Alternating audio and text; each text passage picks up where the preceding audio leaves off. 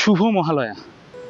উদ্দেশ্যহীনভাবে ঘুরতে ঘুরতে আজকে বেরিয়ে পড়েছি দুয়ারসিনীর উদ্দেশ্যে। আপনাদেরকে দেখাতে চলেছি দুয়ারসিনী মায়ের মন্দির এবং একটা সাপ্তাহিক ছোটোখাটো হাট বসে ওখানে। এছাড়াও আমার বেশ কিছু প্ল্যান রয়েছে আজকে, তো দেখা যাক সেগুলো দেখাতে পারি কিনা। আজকে এখন আছি মানবাজারের আগে গাদাপাথর পেরিয়ে একটা জঙ্গল পড়ে, সেই জঙ্গলে দাঁড়িয়ে আছি এই মুহূর্তে আমি। আমার সাথে চলুন এবং আপনাদেরকেও দেখাবো পুরো রাস্তা। আপনাদেরকে এই জায়গায় যেতে গেলে প্রথমে যেতে হবে মানবাজার। মানবাজার থেকে আপনারা বান্দোয়ানের রাস্তা নেবেন। চলুন, আমি যাচ্ছি। আমি এখনো ব্রেকফাস্ট করে আসিনি, সামনে কোথাও দাঁড়িয়ে একটা মুড়ি খাবো, তারপর বেরিয়ে পড়বো। সাথে থাকুন।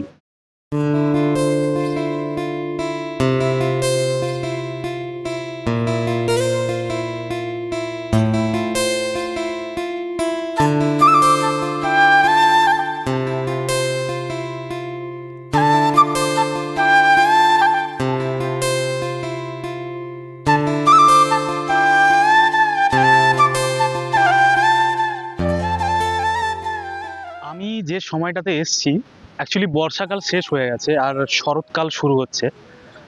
আপনারা এখানে দেখতে পাচ্ছেন কাশফুলও চারিদিকে ফুটে আছে, অর্থাৎ মায়ের আগমন এসেই গেল। প্রায় আর 7 দিন বাকি পুজোতে। তো এই সময়টাতে কি হয়, এই সময়টাতে বৃষ্টিও হয় না আর একটা ভ্যাপসা গরম থাকে। ঠিক আছে, আমরা বাঁকুড়ার ভাষায় যেটাকে বলি ভাদ্র মাসের গরম, সেই জিনিসটা আমি এখন উপলব্ধি করছি। তাই জন্য একটা বড় গাছের ছাওয়ায় একটু নিজেকে জিরিয়ে নিচ্ছি। আমি সোলো রাইড করছি, যেহেতু পুরো রাস্তাটায় আমাকেই রাইড করে আসতে হবে। আমার বাকি আছে আর 10 কিলোমিটারের মতো, ঠিক আছে। তো আমি গিয়ে দেখাচ্ছি যে কথাগুলো বলতে আমি এই মুহূর্তে দাঁড়ালাম এখানে, যে কোন রুট আপনারা নেবেন এই দুয়ারসিনী আসার জন্য। আপনারা যদি কলকাতা থেকে আসছেন, কলকাতা থেকে আসার দুটো রাস্তা আছে, এক বাঁকুড়া ভায়া বাঁকুড়া, আর একটা হচ্ছে ভায়া ঘাটশিলা। আপনারা যদি ঘাটশিলা দেখে তারপর দুয়ারসিনী আসছেন, তাহলে তো ঘাটশিলা থেকে ডিরেক্ট বেলপাহাড়ি ঘাটশিলা হয়ে আপনাদের যেটা হাইওয়ে, যেটা সেই হাইওয়েটা নিলে ডিরেক্টলি আপনি এখানে দুয়ারসিনী পৌঁছে যাবেন। ম্যাপে ওটা একদম পুরো ক্লিন রাস্তা, তো ম্যাপে মারলেই ওটা চলে আসবে।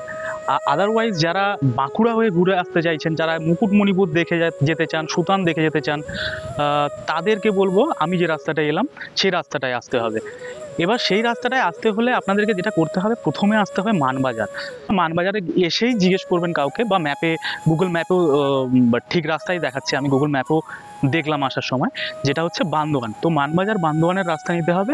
এবার বান্দোয়ান থেকে সোজা এলেই আপনি পেয়ে যাবেন, ওর সাইনবোর্ডও লাগানো আছে বান্দোয়ানে, আপনি পেয়ে যাবেন এই দুয়ারসিনীর রাস্তা। পুরো রাস্তাটা একদম মাখনের মতো রাস্তা। যারা বাইকার, যারা 4 হুইলার নিয়ে আসছেন, তাদের জন্য একদম সুটেবল রাস্তা এই আমি যে রুটটা দিয়ে এলাম।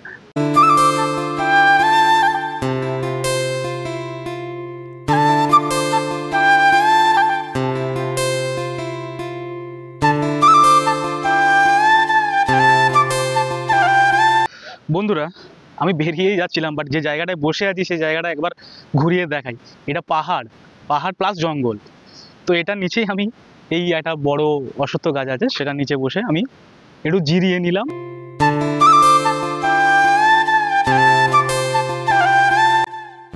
এখানে যেহেতু এটা পুরোটাই জঙ্গলমহল এরিয়া, আপনারা দেখতেই পাচ্ছেন চারিদিকে, তো এখানে হাতি পারাবারের বোর্ডও দেওয়া আছে। এই জায়গাগুলো এলিফ্যান্ট করিডোর, অর্থাৎ হাতি পারাবার করে এই রাস্তাগুলো দিয়ে। তো যখন ড্রাইভ করবেন, কেয়ারফুলি ড্রাইভ করবেন।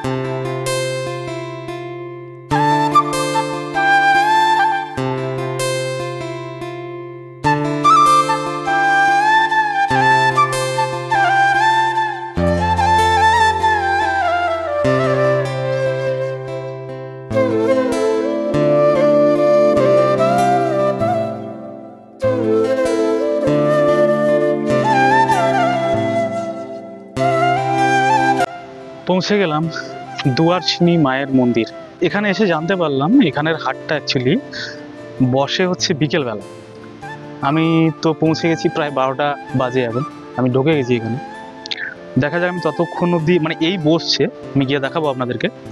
এবার যদি ততক্ষণ অবধি থাকে তাহলে আমি সেটা কভার করার চেষ্টা করছি।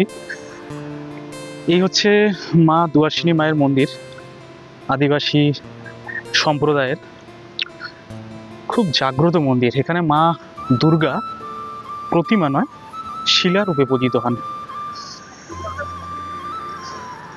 এই যে শিলা দেখাচ্ছে, এটাই ভেতর অব্দি গেছে এবং এই শিলারূপে এখানে মা দুর্গা পূজিত হন। আমি আপনাদেরকে একটু দূর থেকে ওপার থেকে দেখাই। পাহাড়ের কোলে সাতগুড়ুম নদী, আমি নদীটা নামবো, সাতগুড়ুম নদীর নিচে এই মা দুয়ারসিনীর মন্দির। সামনে উড়িষ্যা একটা দ্বারাসিনী বলে একটা মন্দির আছে, সেই মন্দিরের অনুকরণে এটা, বা ইদার এটার অনুকরণে সেই মন্দির গঠিত হয়েছে। আমি ঠিক তথ্য এই মুহূর্তে জানি না, একদমই এরকম আপনারা ম্যাপে সার্চ করেও দেখতে পারেন। জায়গাটা অত্যন্ত সুন্দর, মানে আপনারা যদি এখানে আসেন, এখানে থাকার জায়গাও আছে। এখানে একটা হোমস্টে নতুন করেছে, সামনে গিয়ে দেখাবো।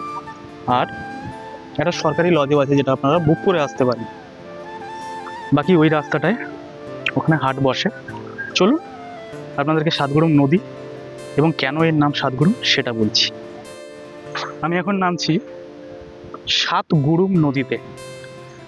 এই নদীর নাম সাতগুড়ুম কথার অর্থ হলো, মানে এই নদীকে ঘিরে অ্যাকচুয়ালি এরকম 7টা পাহাড় আছে।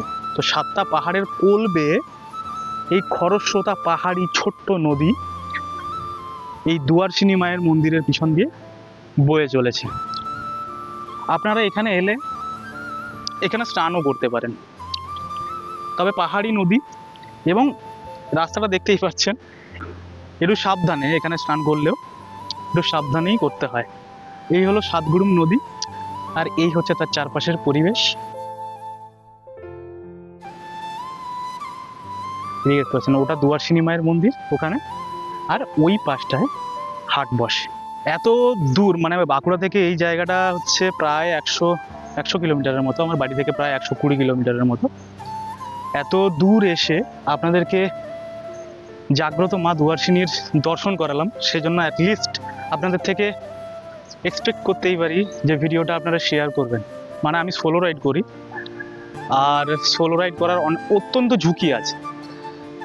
একা আসা, এরকম জঙ্গল পাহাড়ের রাস্তা, আর তার সাথে এরকম প্রকৃতি যেখানে কেউ কোথাও নেই, একাকী আপনি, এবং এরকম এক পাহাড়ি ঝর্ণা নদী।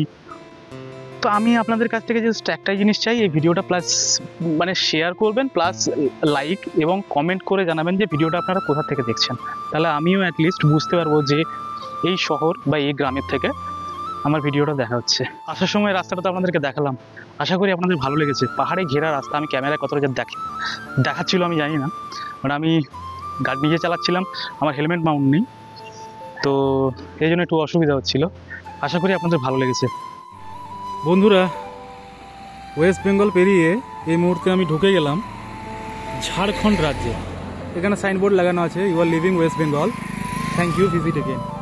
তো ওদিকটা হচ্ছে ঝাড়খণ্ড আর এদিকটা হচ্ছে ওয়েস্ট বেঙ্গল।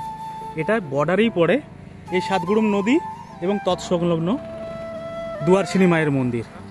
কতটা রিমোট এরিয়াতে আছি আপনারা দেখুন। আমার পিছনে যে দেখাচ্ছে ওটা হচ্ছে ওই হোমস্টে, আর এখানে কোথাও টাওয়ার নেই। আমি জাস্ট এই বাড়িতে ফোন করেছিলাম, এই আম গাছের নিচে এসে এতটা ডিস্টেন্স আপনাকে হেঁটে আসতে হবে জাস্ট একটা ফোন করার জন্য। মানে এটা এতটাই রিমোট এরিয়া। ওপাশটা ওয়েস্ট বেঙ্গল, আমি এখন দাঁড়িয়ে আছি ঝাড়খণ্ডে। চলুন হোমস্টেটা দেখাই ঘুরে। এগুলো হোমস্টেরই রাজহাঁস, যেগুলো রাস্তাতেই ফেলা দিচ্ছে। এগুলো সকালে ছেড়ে দেওয়া হয়, আবার রাত অব্দি এরা ঢুকে যায়। এখন আমি ঢুকছি সাতগুড়ুম হোমস্টেতে। এখানে আপনারা পেয়ে যাবেন আপনাদের সাধ্য মতো থাকার জায়গা। কমন টয়লেট বাথরুমও আছে। তার সাথে প্রকৃতির কোলে একদম, এটা পাহাড়, এর নিচেই এটা থাকার জায়গা। এ হচ্ছে এখানে যিনি ওনার, তার বাবা। কাকা আপনার নাম? গোবিন্দ টুডু। গোবিন্দ টুডু। এইগুলো ভাড়া কি আছে কাকা? ও পাকা রুম 1000 টাকা আর ও কাকা রুম 500 টাকা করে দিই। ওগুলোতে কি অ্যাটাচ বাথরুম আছে ওগুলোতে? আচ্ছা আচ্ছা ওগুলোর জন্য এগুলো করি। আচ্ছা আচ্ছা, এগুলো 800 টাকা পার নাইট, শুধু থাকার জন্য তো?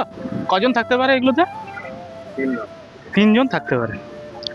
তো বন্ধুরা এগুলো 800 টাকা করে পার নাইট, 3 জন থাকতে পারে। এগুলোতে কমন টয়লেট বাথরুম আপনাদেরকে ইউজ করতে হবে। আর ওদিকে যে রুমগুলো দেখাচ্ছি ওগুলোতে এখন টুরিস্ট আছে, আমি ঢুকছি না। তো ওগুলোতে অ্যাটাচ বাথরুম আছে, ওগুলো 1000 টাকা পার নাইট। একদম প্রকৃতির কোলে এই হোমস্টে আপনারা এনজয় করতে পারেন। এছাড়া এখানে বনফায়ার করতে পারেন আপনি, বারবিকিউ, বাম্বু চিকেন, এসবের ব্যবস্থা তো আছে। দুদিন আসলে অবশ্যই এখানে থেকে যাবেন। আমি নাম্বার, এই কাকা বা ওনার ছেলের নাম্বার আপনাদেরকে ডেসক্রিপশনে, হ্যাঁ ওখানে আপনাদেরকে ডেসক্রিপশনে বা এই ছবি আপনাদেরকে আমার ভিডিওর সাথে অ্যাটাচ করে দেবো, যাতে আপনারা দেখতে পারেন। আমি রিকোয়েস্ট করবো এই ভিডিওটা একটু পজ করে এই নাম্বারগুলো আপনারা নোট করে নিন। আমি এসেছিলাম দুয়ারসিনির পাশেই, দুয়ারসিনি মা মন্দিরের পাশেই বয়ে চলেছে সাতগুড়ুম নদী। সেই সাতগুড়ুম নদীর একটু এগিয়ে এলে এটাই সাতগুড়ুম নদী, ওই পাশটা যেটা দেখাচ্ছে রাস্তা, আর এই পাশটাই হচ্ছে সাতগুড়ুম হোমস্টে। আদিবাসী এক ভদ্রলোকের স্বপ্রচেষ্টায় এই হোমস্টে গড়ে উঠেছে। ঘাটশিলা বা তৎসংলগ্ন এরিয়া আপনারা ঘুরতে এলে সন্ধে যদি এইদিকে আসার প্ল্যান থাকে, সন্ধে হয়ে শনিবার যদি আসেন তাহলে খুবই সুবিধা আপনাদের, কেননা এই হাটটাও ঘুরে যেতে পারেন আপনারা। যাই হোক, যে কোনো দিন এলে অবশ্যই এই হোমস্টেটা একবার ভিজিট করে যাবেন। আমি রুমের রেন্ট আপনাদেরকে জানিয়ে দিলাম, আর ফোন নাম্বার আপনারা ভিডিওতে পজ করে নিয়ে নিতে পারেন। এছাড়াও রয়েছে এরকম একটা সুন্দর পাহাড়ের একদম কোলে রিসর্ট। এই রিসর্টটা গভর্নমেন্ট প্রজেক্ট। সো এখানে যদি আপনাদেরকে থাকতে হয় তাহলে কিন্তু রুম বুক করে আসতে হবে, ওখানেও রুম বুক করে আসতে হবে, নাম্বার দেওয়া আছে। আর এখানে ওয়েবসাইট থেকে, গভর্নমেন্টের ওয়েবসাইট থেকে বুকিং করে আসতে হবে। দুয়ারসিনি ইকো ট্যুরিজম সেন্টার নামটা আপনারা মনে রাখবেন, খুবই সুন্দর জায়গা। এখানে এসে আপনারা 2 দিন কাটিয়ে যেতেই পারেন।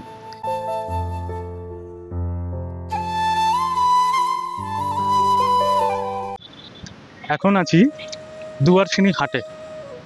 দুয়ারসিনি মন্দির সংলগ্ন এরিয়ায় এই হাটটি বসে প্রতি শনিবার। আমি সকালে চলে এসেছিলাম, বাট এই হাটটা সন্ধেবেলায় বসে। আপনারা এই এক পশলা বৃষ্টি হয়ে গেল আমার খেতে বসার সময়। হাটটা জাস্ট বসেছে, বাট আমাকে বেরোতে হবে। আমাকে এখনো প্রায় 150 কিলোমিটার রাস্তা অতিক্রম করে যেতে হবে বাঁকুড়া।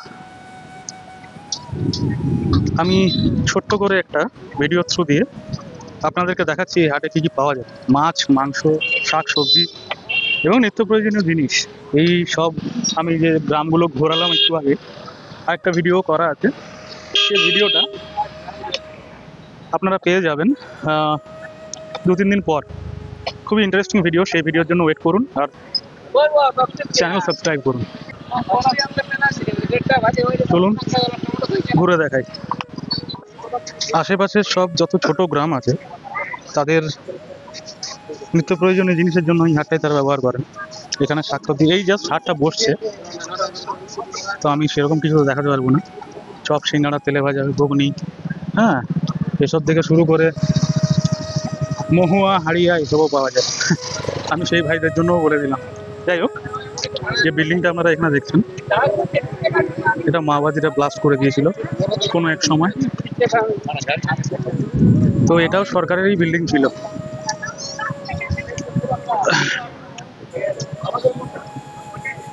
চলুন ভিডিওটা এনজয় করুন।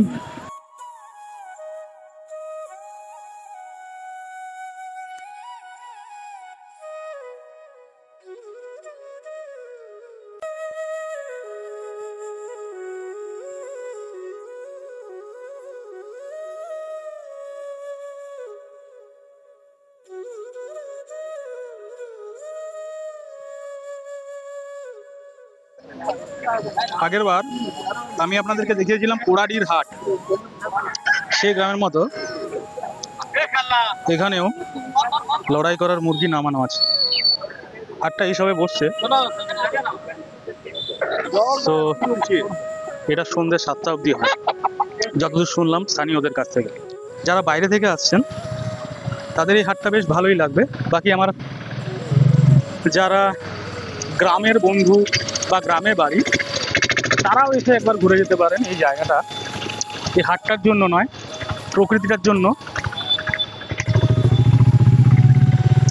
খুবই। কাকাটা কি মাছ? পাঙাশ কত কেজি?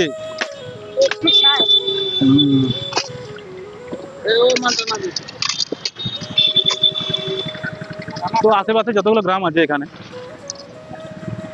তাদের এই হাটটাই একমাত্র জায়গা যেখানে তারা বাজার সপ্তাহে একদিনই বসে এই হাট, সপ্তাহের বাজার এখানের থেকেই করে নেয় তারা। তো তাদের ক্ষেত্রে এই হাট খুবই গুরুত্বপূর্ণ। এই জায়গাটা দেখুন বন্ধুরা, পুরো গাছে ঢাকা, বৃষ্টি পড়লেও বোধহয় এখানে জল পড়বে না। যাই হোক, আমাকে বেরোতে হবে, সো আমি বেরিয়ে যাচ্ছি। ভিডিওটা যদি ভালো লাগে অবশ্যই ভিডিওটা শেয়ার করবেন, এটুকু রিকোয়েস্ট করলাম সবার কাছে। ধন্যবাদ।